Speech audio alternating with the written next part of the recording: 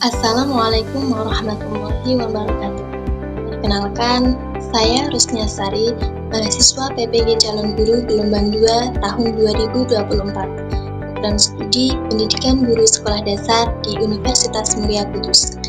Pada kesempatan kali ini, saya akan menyampaikan kampanye praktik baik untuk memenuhi ujian akhir semester mata kuliah perspektif sosiokultural dalam pendidikan.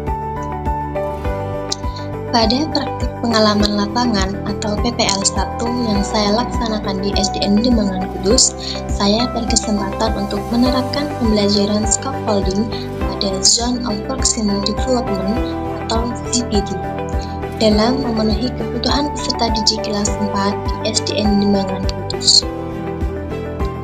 Intervensi terkait penerapan scaffolding pada Zone of Proximal Development atau ZPD.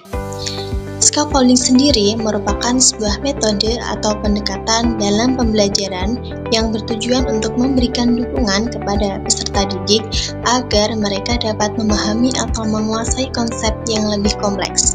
Dalam konteks pendidikan, scaffolding merupakan proses memberikan bantuan kepada peserta didik saat mereka belajar, yang kemudian dikurangi secara bertahap seiring dengan meningkatnya pemahaman dan kemandirian peserta didik. Selanjutnya, apa itu Zone of Proximal Development atau ZPD? ZPD merupakan konsep penting dalam teori pembelajaran yang diperkenalkan oleh Lev Vygotsky, seorang psikolog Rusia. ZPD menggambarkan jarak atau celah antara apa yang seorang individu dapat lakukan sendiri dengan apa yang dapat mereka capai dengan bantuan orang lain yang lebih berpengalaman, seperti guru, teman sebaya, ataupun orang tua. Dalam proses belajar, ada hal-hal yang sudah dapat dilakukan oleh seseorang tanpa bantuan.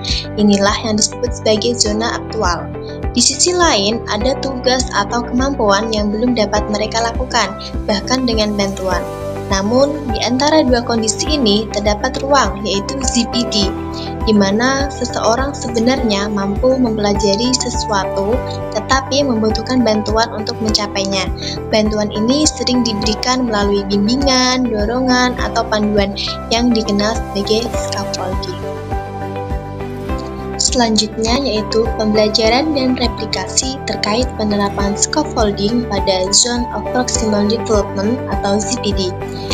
Penerapan scaffolding di kelas 4 SDN Demangan Kudus pada mata pelajaran IPAS, materi energi dan berubahnya, dengan menggunakan model pembelajaran kooperatif berupa TGT atau Team Games Tournament. Langkah-langkah praktik pembelajaran scaffolding yang saya terapkan yaitu kegiatan pendahuluan dimulai dengan memberikan pertanyaan pemantik untuk mengetahui kemampuan awal peserta didik mengenai materi yang akan dipelajari, yaitu tentang energi dan perubahannya. Kegiatan diawali dengan guru memberikan bantuan dengan cara menjelaskan kepada seluruh peserta didik mengenai materi yang sedang dipelajari. Selanjutnya, pada kegiatan inti, guru melakukan orientasi terlebih dahulu terhadap suatu permasalahan yang berhubungan dengan tujuan pembelajaran yang ingin dicapai. Selanjutnya, melakukan pengelompokan peserta didik. Guru membagi kelompok peserta didik sesuai dengan kemampuan mereka, dengan menggabungkan peserta didik yang mulai paham dengan materi yang akan dipelajari dan peserta didik yang belum paham sama sekali dalam satu kelompok. Peserta didik dibagi menjadi 3 tim. Langkah selanjutnya yaitu guru mengajak peserta didik untuk melakukan turnamen antar tim.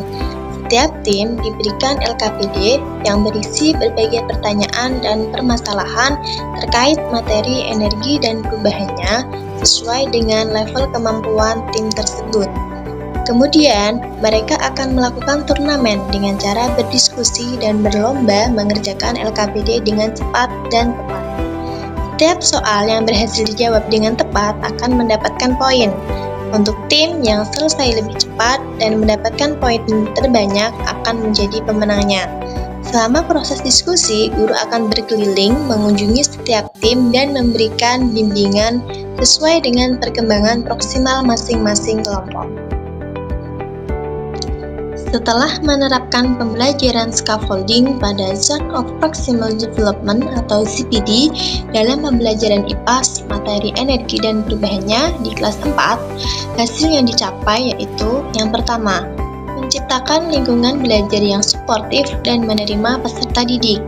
Yang kedua, peserta didik memiliki kemajuan dalam menyelesaikan setiap tugas yang diberikan oleh guru. Yang ketiga, peserta didik merasa terlibat dalam proses pembelajaran. Yang keempat, peserta didik mengalami peningkatan pemahaman pada materi energi dan perubahannya.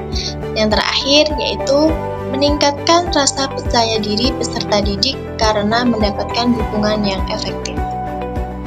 Pada kesempatan ini, saya akan menyampaikan sedikit pesan kepada guru dan para orang tua di seluruh Indonesia.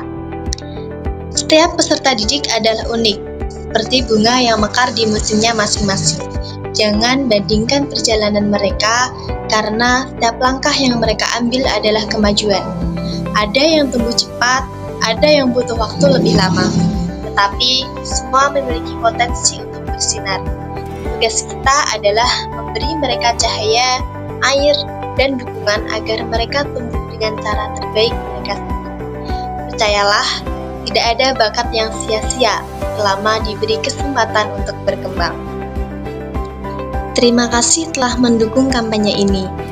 Saatnya kita bergerak bersama, menciptakan dampak nyata dan membawa perubahan positif dalam dunia pendidikan. Wassalamualaikum warahmatullahi wabarakatuh.